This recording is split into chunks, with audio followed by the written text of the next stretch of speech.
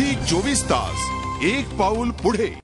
सोमवारी पत्रकार जे.डे यांच्या हत्येला 1 वर्ष पूर्ण झालंय, पण अजूनही जे.डे यांच्या हत्येमागचा मुख्य सूत्रधार छोटा राजन पोलिसांच्या हाती लागलेला नाही। पत्रकार जे.डे हत्या प्रकरणाचा आढावा घेणारा हा रिपोर्ट। 11 जून 2011 ला मुंबईच्या पवई परिसरात पत्रकार जे.डे यांची निघृण हत्या करण्यात आली। हत्येने संपूर्ण मुंबईत एकच खळबळ उडाली।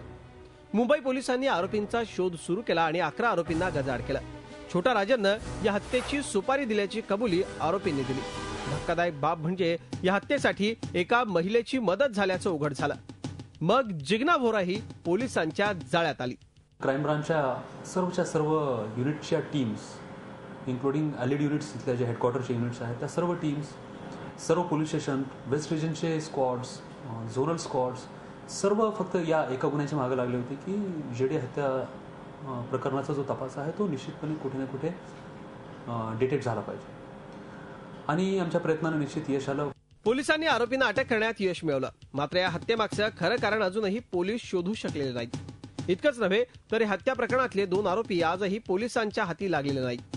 हे आरोपी म्हणजे अंडरवर्ल्ड डॉन छोटा राजन आणि नैन सिंग बिष्ट। सेंट्रल एजन्सीज आहेत त्यांच्या संपर्कामध्ये आम्ही आहोत आणि त्याचा पाठपुरावाही चालू आहे वेगवेगळ्या प्रकारे। त्यांचे फोटोग्राफ्स देणे, त्यांची माहिती देणे, त्याच्या विरुद्धचा पुरावा त्यांच्याकडे ठेवणे हे सर्व जवळपास झालेलं आहे। रेड कॉर्नर नोटीस पण आहे या आरोपी विरुद्ध। जे.डे प्रकरणात अटक झालेल्या आरोपींना कडक शिक्षा व्हावी अशी जे.डे कुटुंबियांची मागणी आहे। एकूणच जे.डे यांच्या हत्येमागचा मुख्य सूत्रधार छोटा राजन कधी गजाआड होणार हा प्रश्न मात्र अजूनही अनुत्तरितच आहे। झी 24 ताससाठी दिनेश मौर्या, मुंबई। झी 24 तास एक पाऊल पुढे।